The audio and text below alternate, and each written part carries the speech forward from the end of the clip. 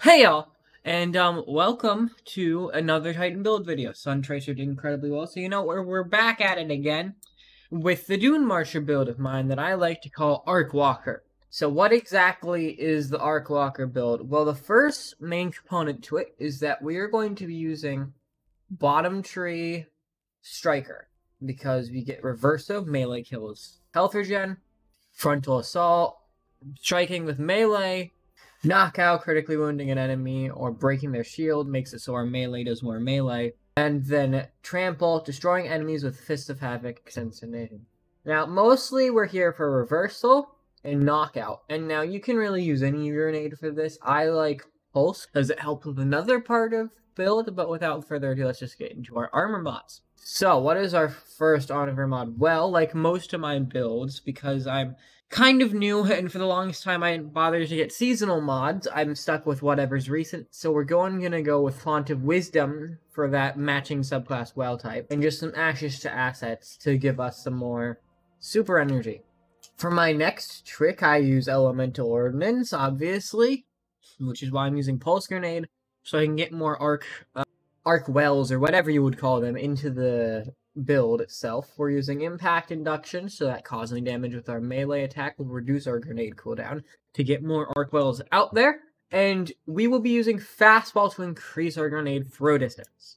Now, for the other part of this, we are using Innovation, Invigoration, and Absolution to encourage, orbs giving stuff, because Masterwork equals extra kills, which has to do with the exotic weapon I recommend for this build. We're using Elemental Armament, so that when we get kills with our arc weapons, multi-kills with our arc weapons will produce arc wells to get more wells in the mix once again. And the key part is Well of Ions. This means that picking up an arc elemental well causes increased melee damage, and then we have Outreach, which means melee cooldown is reduced when we use our class ability. And we're also using Energy Accelerant because I just can't get off of Crown Splitter. Don't blame me, I'm the one with the Crown Splitter addiction. Oh yeah, and I forgot to mention the chest piece, so we just have Font of Might on this. Because we are using an Arc Exotic, which I will get into what exotic I'm using for this later, we're using Font of Might to increase our overall damage output with that exotic weapon.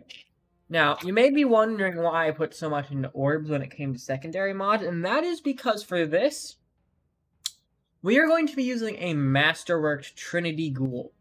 Now, what is Trinity GHOUL in the first place? It's an older exotic, and not a lot of people use it much anymore. I haven't seen it in major play for a while. Split Erectron is shooting 3 arrows, but when you get a kill, without the Masterwork, when you get a precision kill, or with the Masterwork when you just get a normal kill, your arrow basically becomes like Chain Lightning that Dune Marchers produces. Which means it creates a lot of multi-kills, which means, again, lots of orbs. In fact, I'm considering putting this into my Hunter's Stars and Shadow build just because of how many orbs this thing is capable of producing. So yeah, that is the weapon. I don't really have any recommendations for primary, probably something close range because Trinity goes range. Then for heavy, you can do whatever. I just like Crown Splitter with Energy Accelerant because, it's just nice to have it there. And, yeah, let us get into the fine gameplay of this wonderful build. Hey, y'all, and, welcome to the gameplay section. So, in this section, I'm changing up the formula a bit. I am just going to show you some nice high-quality gameplay of me going on, and I'll explain what is happening as we go. So, let's just start off in the EDZ. Look at that poor wretch. Now, here I'm going to demonstrate Trinity GHOUL's perk. You see that Lightning Rod perk that showed up? That is very important. Now, once I find a group, I will show you how that is important. Alright, we got ourselves a nice group of enemy. Let's just shoot towards the back. So you see how I didn't even have to aim at him and I was able to get a multi-kill and there's our orb? That is the part of this build that's important. Because arc multi-kills, because that's arc damage, right? Now, let's get ourselves a well. And I will demonstrate to you how much this increases our damage output.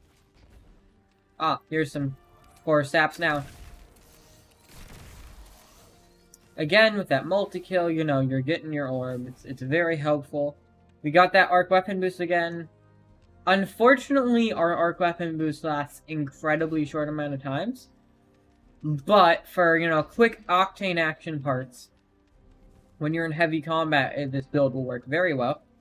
I can recommend it for anything where you're getting swamped.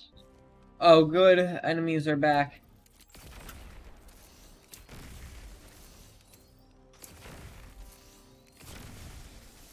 Actually, no. I'm going to demonstrate what full buff is.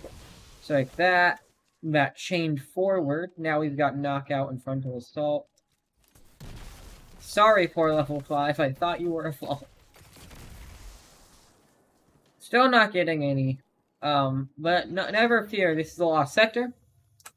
So I'll get back to you once we've headed in and we have gotten our first group of enemies all lined up. Here we are in Widow's Walk to test out against some poor innocent fall. Now, we're gonna get our well, and observe the amount of increase in damage. You can see that did a lot of extra damage. Unfortunately, this build has a bit of a hard time functioning if you're not getting rapid kills. But luckily, with the weapon combo we've got going on, we don't really need to worry. We're getting pretty rapid kills anyways. As you can see, I'm relatively swamping these guys. And let's just super, so you can see just how much damage. See, this build isn't good for deeps. What this is good for is clearing ads and keeping them staggered. Shield breaking also, since we're full arc. If you're on a hard nightfall, if that happens to be having, you know, that high... Okay, and then that's Crown Splitter for you. But you know, a nightfall with high shields, and a lot of the shields are arc, I can see this being very helpful for that. Again, the wells, you're getting your abilities back relatively quickly. I don't personally have any recommendations for particular stats. But, you know, anything will do. As long as, you know, you have a fast recharge time. You can see 65. I don't have much else. Keep your resilience up, because this build's better for, you know, non-time limited activities, like, raid sections where you have to kill a lot of enemies. Formula. Now, as the only raid I've properly done is VOD, I can't speak for other raids. But in VOD, this might be good for the intro sequence, dealing with the Minotaurs, the Praetorian Minotaurs in the final room, the second to last encounter. Yeah, it would be very good for those things, because, you know, you're getting rapid kills and weapon damage increase, but it's not all at once. For all at once, I'm working on a Curus of the Falling Star video that you might be coming any day now. And I am working on I'm working on a build for Titans involving Mask of the Quiet One. But as you can see there too, you know, it increases the arc damage from 2,000 to 5,000, which is very nice. And, yeah, that is what our gameplay could look like with this. It could be probably worked upon, so if you guys have any suggestions for how to change it, feel free to let me know. Hey guys, and congratulations on making it to the end of the video. I hope you enjoyed. I put a lot of effort in this video, and I'm pretty proud of it. Like and sub if you enjoyed. I should have a video on how Sunshot and Energy Accelerant interact with each other coming up soon. But for now, I'll see you all in the next one, and bye-bye!